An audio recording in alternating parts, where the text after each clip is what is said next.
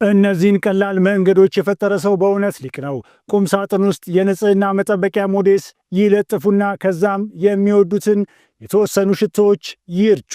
ልብሶቹ ጥሩ መዓዛ ይኖራቸዋል። የታሰረ ብሎን ለመፍታት ተመጣጣኙን ቁጥር ካላገኙ በቀላሉ ለመፍታት በዚህ መልክ ይጠቀሙ።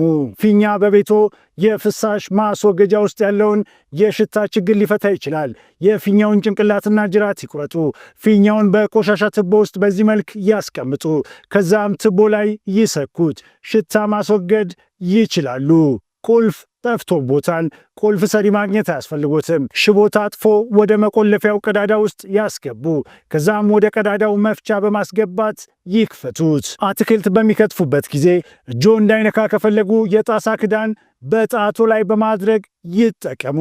ሻይ ለማጥለል የወረቀት ኩባያ በስቴኪኒ ይብሱና ሌላ ኩባያ ውስጡ ያስገቡ። ሻይ ቅጠል ጨምሩ፣ ውሃ ይጨምሩ። የተጣራ ሻይ ይጠጣሉ። በዚች ቀላል ዘዴ እጆን ከመቃጠል ይጠብቁ።